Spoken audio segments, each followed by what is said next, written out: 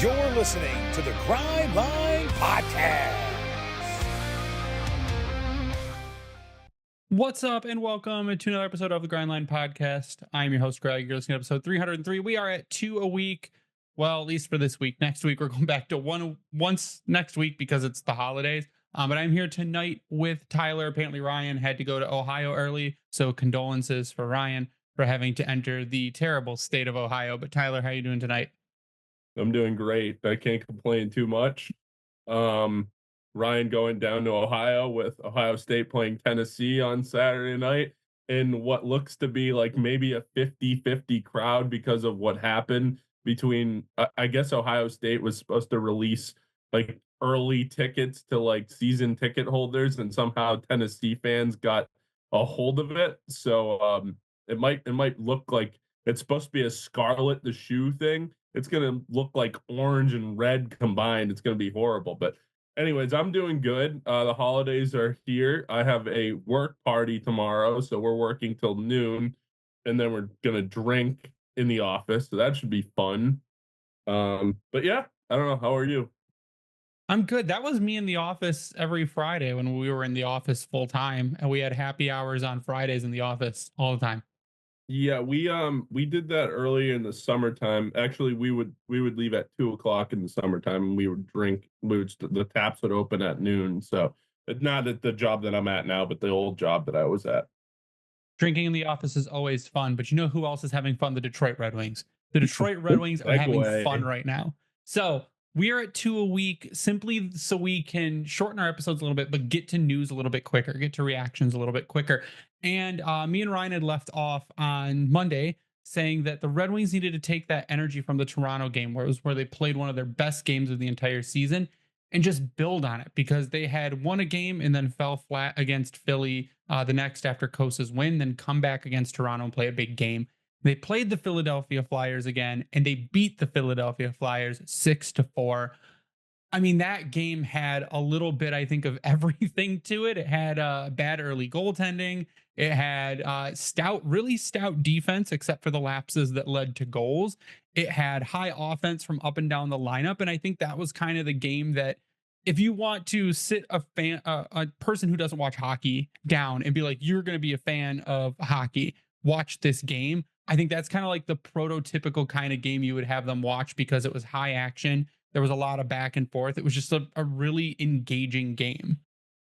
Yeah, it was awesome. If you're a coach, you probably wanted to rip your hair out. Tortorella, I'm pretty sure, ripped his hair out at some point during that game. Yeah, he blew a gasket. I think the biggest thing about that game was they took the lead, they gave it up, and then they got it back, and they never gave it back to them. So that's a huge part, I think, of being able to string 2 wins together. And now you got Montreal twice in a row, right? You don't ever want to pencil wins in, but if you want to go on a winning streak prior to Christmas, man, Montreal is the team to hopefully be able to do that against. Obviously, Montreal gives the Wings fits a lot of the times, but the Canadiens are in a bad way right now. I know they just beat Buffalo, 2 nights ago, but they're not a good hockey team. They're one of the worst teams in the East, but you can't take that for granted. Hopefully they can come with the effort that they did against Toronto and the effort that they had against the Philadelphia Flyers. And if they can do that, they have a chance to win again against the Montreal Canadiens. But Patrick Kane finally getting on the board was huge last night. Overall, I thought they played a pretty good game, other than that like little lapse. Was it early in the third period that they gave it back up, or was it at the end of the second period? I can't remember. I think that was the second. That was where we scored, and as soon as I hit tweet, they scored. You couldn't even hit tweet fast enough. It was a lot of back and forth. But they were, like you said, Patrick Kane finally, Showtime shows up, and after hitting the post 100 times in the Toronto game, he gets one in, and you could see just the release of anger from him, all his anger from the first 30 games, where we had talked about just really underwhelming. And you could see early on, it seemed like he was coasting, not really himself, not really engaged. And then he'd start to get engaged and he'd just hit posts and not really put anything in. Last night was Patrick Kane's best game of the season, where he gets a goal, he gets an assist. He is just, I mean, that's a super huge, I guess, metaphorical monkey off his back to be able to get that goal in, because he said in interviews like he expects more from himself. He needs to push himself more and really help, just to help the team out and go forward. And I mean, part of it is like a bonus is riding on it for him. But the other part of it is like Patrick Kane is used to playing at a very high level and being very good. And when you are that good for that long, when you are all of a sudden not good, it really pisses you off. So I think that was just a release of pent up frustration from Patrick Kane. And hopefully he can keep that going forward, because a good Patrick Kane is a very dangerous weapon. Oh, absolutely. And he had that pass to DeBrincat as well, that nice seam pass. And DeBrincat obviously buries it. Their chemistry is really good. 13 goals now for the Cat. But I think the biggest thing is getting Patrick Kane going, Lucas Raymond scoring an empty net, getting his 13th of the season. So, between those two, you have a pretty decent amount of goals. The pass to JT Compher on the back door was awesome by Larkin. That was a good hockey game. They really did play pretty much a complete game, other than a small lapse. I think it was in the third. Yeah, it was early in the third period. Philly scored like 2 goals in 3 minutes or something like that.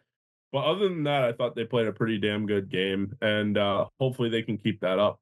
Because they're now, they're in the thick of it. I mean, obviously they need to keep winning, but they're in the thick of it now. So.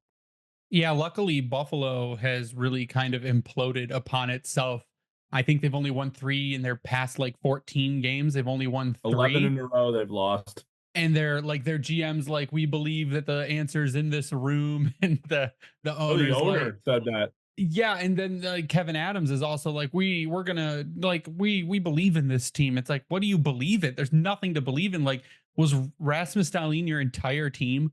Was that what he was? Like, everything else just absolutely failed. And we had said that if the Sabres can't outscore you, and I think they still have glass cannon syndrome, where if they can't just score in bunches, they're not going to win a game. And Patrick Laine absolutely bullied them, which was fantastic. That line A goal on I think it was on the left side at the top of the left circle, where he just absolutely blasted one into the top left corner. I know I saw some podcasts, posting videos of that, and it's like hockey porn. That was amazing. That shot was amazing. But, a hat trick for him. It's unbelievable. Some of these guys, how they come back from injury and they light it up. It's like they get that adrenaline rush. I don't know. I think part of it's going to a team that like appreciates him. I think a lot of places Laine was like really really like hurt by the fans, and like the fans after he went out for different reasons. Patrick Laine sat for a while, and like the fans were calling him weak and saying he can't play hockey and stuff. We go to a place that really wants you and is happy to get you. It kind of can put you back on track and get you going really well. And that seems like that's what happened with Patrick Laine. But in the Flyers game, your top performers were Lucas Raymond, Dylan Larkin, JT Compher, Joe Veleno, Michael Rasmussen. The bottom of your list, and one of these has an asterisk on it. Eric Gustafsson, Simon Edvinsson, Jeff Petrie, Andrew Kopp. Simon Edvinsson did get hurt. Simon Edvinsson is currently out. Looks like an upper body injury. He took a high hit. He left, I think, early in the second and never came back. A guy I really want to point out is Moritz Seider, who again, just absolutely on a tear. He was crashing into the boards. He took a puck to the side of the head at one point, fell down, went to the bench for like a minute, got back on at the end of the third. And he's very, very confident right now. And a confident Seider is what you want to see, because he has the ability to be one of the best defensemen in the league. And you can see that next step that he's starting to take in leadership. You can see that next step that he's starting to take on the ice defensively. He's getting more physical, and he's picking up points. He had an assist in that game last night. So what do you think of Mo Seider's game? Oh, I thought it was phenomenal. And you could hear the broadcasters, Brian Boucher and Edzo, talking about how Mo Seider he's a beast out there, and how he plays 25 minutes a night, and how he's not afraid to block shots. He's really good. We always talk about that first pass and out of the zone. He's the best that the Wings have. Simon Edvinsson being a number 2, but phenomenal game from Mo. I thought, on the streak that they lost, what was it, 5 in a row or whatever it was, I thought that, he kind of had taken a step back, but now these last 4 or 5 games, he's taken a step forward, and I really think his game is starting to round into form. I also think that he's starting to take that next step. You can slowly start to see him becoming, I mean, obviously he de facto is the number one defenseman on this team, but you can see he's starting to play those minutes, and not only starting to play those minutes, but he's playing against those top players and getting the experience and shutting a lot of those guys down too, right? So that's the biggest thing. And then also he's so fluid, man. He's so, like, I never want to say anybody's Nick Lidstrom, so I'm not going to say that. I'm not going to say the German Lidstrom or anything like that, even though I'm sure you get listeners want to hear me say that. But he's so fluid. It's almost like so effortless out there for him. Obviously on defense, he's phenomenal. They did like a little like breakdown of like him making some really good plays, him couple poke checks, one big hit. Like, he just does stuff that, like, if you're just a casual fan of hockey, like, oh yeah, that guy's pretty good. But when you start to see those breakdowns of the poke checks of just like a one-on-one, and he's able to just make a nice little sweep check and deny any entry even into the zone, that's huge, man. That's huge. And he really, I mean, we all know he's good, but you can just see that next step start to come round into form, and that's a beautiful thing if you're a Wings fan. Yeah, I think the word that I use a lot when talking about Siders, he's very detailed. He gets the little detail parts correct. And what's really cool is it's rubbing off on Simon Edvinsson. You see Edvinsson pick up on stuff like that, especially with Edvinsson's reach. The poke check for Edvinsson is dangerous. Now sometimes he mistimes it a little bit and he gets blown by, and that's something he'll learn about. I mean, he's technically not a rookie because he's played enough combined games, but he's still a rookie for playing his first full season. And if Mo Seider, as young as he is, it's weird to say because Mo's still really young, can teach Edvinsson what he does, you've got a really, really dangerous top pair. And then you bring in a guy like Axel Sandin Pellikka as your second pair right defenseman, and you get a good lefty for him. It's shaping up to be an extremely dangerous defensive core. And where I think you kind of saw that start last night is I think through 2 periods, the Flyers had like 9 shots.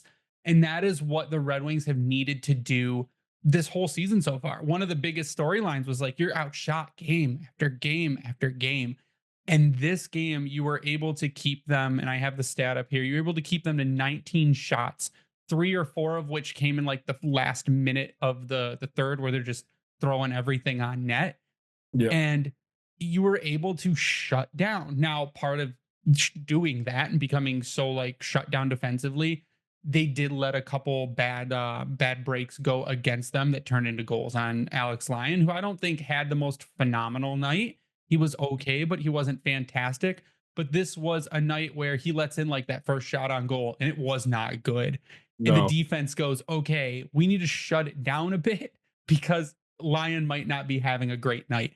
And that's what you need to see from your defense. And I think that aside from the flubs that they let go, the odd man rushes that they let go, they were able to do exactly what you've been asking them to do like this whole season. Yeah, I agree. The one thing I'll say about Lyon is he made some saves when he had to make the saves, and not to get too negative, because I in a win, you want to take that win. You don't want to apologize for the win, but you do want to nitpick a little bit, especially since we're doing these breakdowns of the games. Petrie and Hall were just terrible, and so was Sherratt, man. It's just unbelievable how fucking terrible, especially Jeff Petrie. Like, I don't want to just call someone out because I'm sure Jeff Petrie's a great guy. And at one point was a pretty damn good defenseman and hockey player. But my goodness, man, the turnovers, just turnover after turnover. They just throw the puck. And then the goal that Owen Tippett scored on the Wings, he got undressed 100% on Jeff Petrie. He got totally undressed, and then he's flailing at the puck. It's just it's terrible, man. It's hard to watch.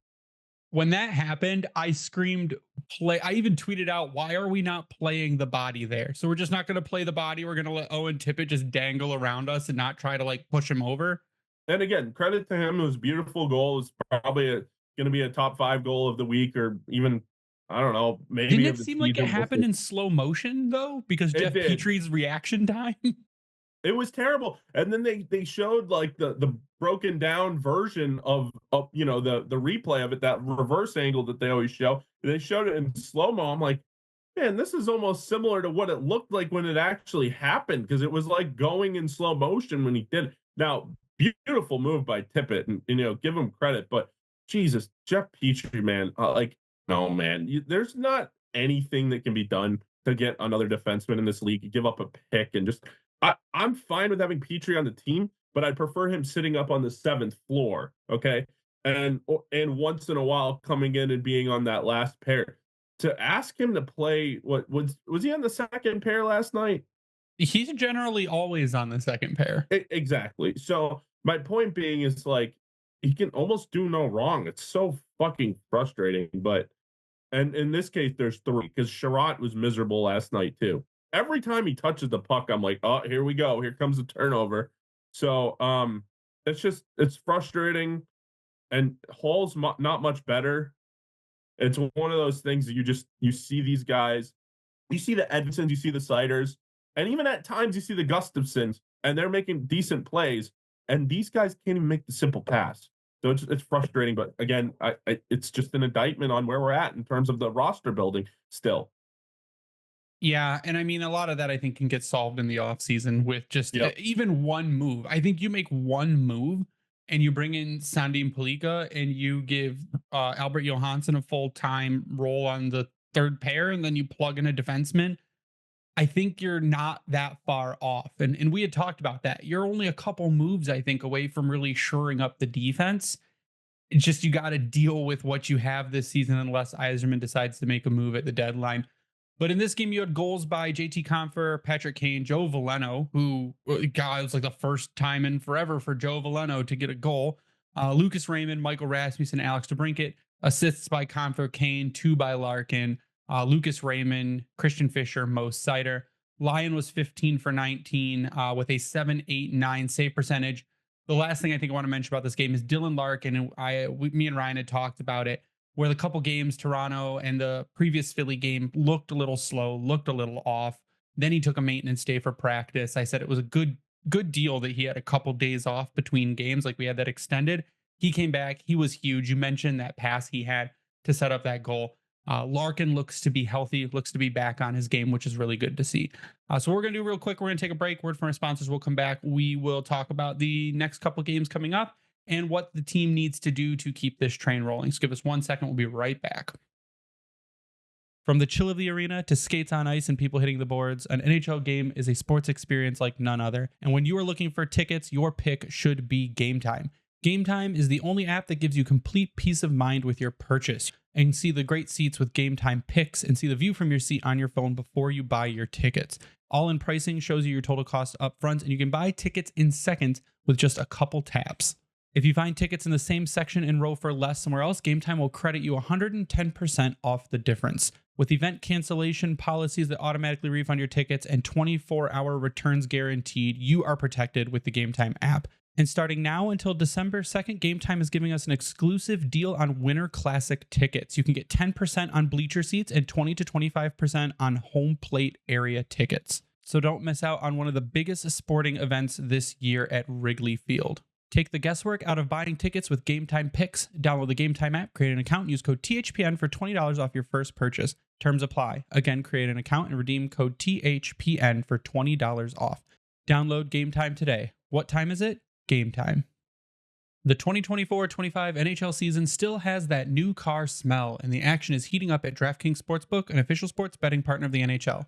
It's super easy for first-timers to get started at DraftKings Sportsbook. Try betting on something simple like picking a team to win. And if you are new to DraftKings, listen up. New customers bet $5 to get $150 in bonus bets if your bet wins. Download DraftKings Sportsbook app now and use code THPN. That's code THPN for new customers to get $150 in bonus bets if your bet wins when you bet just $5. Only on DraftKings, the crown is yours. Gambling problem? Call 1-800-GAMBLER. In New York, call 877-8-HOPE-NY or text HOPE-NY 467-369. In Connecticut, help is available for problem gambling. Call 888-789-7777 or visit ccpg.org. Please play responsibly. On behalf of Boot Hill Casino and Resort in Kansas, 21 and over. Age and eligibility varies by jurisdiction. Void in Ontario. Bonus bets expire 168 hours after issuance. For additional terms and responsible gaming resources, see dkng.co/ice. And we're back. And where the Red Wings sit currently is right behind the New York Islanders in the wild card race with 30 points. You need 4 more points to make it up to where the Ottawa Senators are in the second wild card position. Your next 2 games are back-to-back against the Montreal Canadiens, who have 27 points on the season. So they are 3 points behind you. Like we said, the Canadiens have kind of been okay recently. They beat the Sabres 6-1. They lost the Jets 4-2, lost to the Penguins, but they beat the Ducks. They've won 4 of their last 7 games. And I think that the worst thing you could do against a team like the Canadiens is not take them seriously. Because you come in and you say, well, they're not a great team. They're toward the bottom, even though Buffalo's on the bottom now with 26 points. They've got 27. They're not much better. If you underestimate a team, which the Red Wings have done before, they have played down to their competition and it has screwed them. So it's the worst thing I think you can do is play down to a team like Montreal, especially with the way Laine is playing.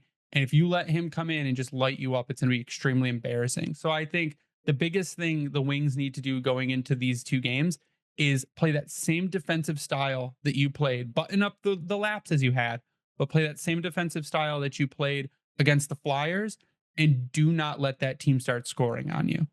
Yeah, you can't. You have to button it down defensively. Don't let guys like Laine and Caulfield. Cole Caulfield has 17 goals. Suzuki has 32 points, and 21 of them are assists. So this Montreal team can put the puck in the net now. They're not a slouch team that isn't going to be able to score goals. Their power play is middle of the road. Their penalty kill is 11th. You can't take a team like this lightly. They're not a great team, but they have some good players. Slavkovsky's a good player. Suzuki's a good player. Caulfield's a good player. Laine, they have Lane Hudson. Montembeault is a pretty decent goaltender. So the Canadiens are one of those teams that, like, yes, they're beatable, and most teams in this league are beatable, but this team a little bit more so than most. And the Wings should be able to go in there and at least, out of these 2 games, you really want 4 points, but you need at least 3, I think. And your goaltender was already announced. So those of you that have him in fantasy, make sure he's starting. Sam Montembeault will be in goal for the Montreal Canadiens. This season, he has a .902 save percentage with a .292 goals against, and he has played in 25 games. So he is their starter. He is the guy who is getting the workload. And the thing with him is you just got to shoot. Like, get shot volume on him. I'm assuming Cam Talbot will be the Red Wings starter since Ville Husso was sent back to Grand Rapids today. You just get the puck on net. You got your offense going. You got Patrick Kane going. Michael Rasmussen put the puck in the net. Lucas Raymond, even though it was an empty net goal and it looks like he's an empty net merchant recently, he's been getting some chances. So if you keep getting those guys the puck, you maybe loosen up that defense only system, which it looked like they did from the Toronto game, and you get those guys shooting. Pucks are going to go in the net, especially on a guy like Montembeault, who has a .902 save percentage now overall. So I think that's the biggest thing, is if you can play to the strength of your offense while keeping that defense locked down the way you did last game, I think you have a really good shot. Like you said, you need 3. Try to get 4, but if you can get 3, you're well on your way, and then you're only 1 point behind the Sens in that wild card race. So you've got to make up ground while the other teams are maybe not playing as great. Sens have won 5 in a row, right? Yeah, I think so. Let me check. 5 or 6. I know they played Seattle the other night and won that game too. So I think it would be 6 in a row now that or maybe they were going for 5. I forget. But regardless of the situation, that Bermuda Triangle of Detroit, Buffalo, and Ottawa's at the top right now. So it's a matter of trying to get up to that and hopefully being able to, continue to just push your way forward. Don't really worry about what everybody else is doing. Just take care of your own business. Everything else will take care of itself. Hopefully we don't get into a situation where we're, hoping for a team to lose at the end of the season like last year. But we'll just see what happens. This Montreal team is not great. I think the Wings can at least get 3 points out of these games, and hopefully they can do that. Senators have won 4 of their last 5. They lost to the Islanders, and then they won 4 in a row. The Senators' next games are against the Flames, the Canucks, the Oilers, the Jets, the Wild. So they do not have an easy schedule coming up. And the Red Wings have kind of a chance to take a little bit of an advantage of a team that is not great. So if you can make up a little bit of ground here in the next couple weeks, you finish with a good December, I think you're really poised to make a push again. And as it was last year, where you were in a playoff position on Thanksgiving and then fell out of it, you're not in a playoff position now. You can try to be that team that climbs their way back in to push someone like an Ottawa out of the wild card. And if you look at the top of the division, Boston has 37 points to be in third place. So you are 7 points behind there. So that's a tougher hill to climb. But if you can go to the 34 points where the Sens are at, or 36 points where the first place wild card Tampa Bay Lightning are, those are the teams that you're trying to play kind of in the same area with in order to break in to the playoffs this season. Maybe. Does it look great? No. But I think if you keep playing like you did the past 2 games, there is a really good shot that you get in. Yeah, no doubt. No doubt. It's about piling points together and just trying to play your best hockey. And, you don't have to win 10 in a row. Just string together points. And stay healthy. Stay healthy, string together points, and just continue to try and build your way to the point where you get to a situation where either you're in a playoff spot or you're chasing one early in April, I should say, or late in March. So that's kind of where you got to be, man. I mean, like I said, at the end of the day, they're not probably in the place that they want to be right now, but they're also not that far off. It could be a lot worse. You could be Buffalo, right? You don't want to be Buffalo. That's who you don't want to be, because they're about to sell off their whole team. I don't think that's going to happen. Buffalo's about to sell off their team, and the New York Rangers are about to sell off their team, because those, like the Rangers, I don't know what happened there, but it has been absolutely terrible. If I'm Steve Yzerman, I am monitoring the New York Rangers, because there are some pieces there that one Artemi Panarin, please. Well, I don't know if you need that, but a Chris Kreider, a Mika Zibanejad, Lafreniere, maybe. Yeah, they just sent Capo Caco to the Kraken. Or to Utah? Was it to Seattle? It was to Seattle. It was to Seattle, yep.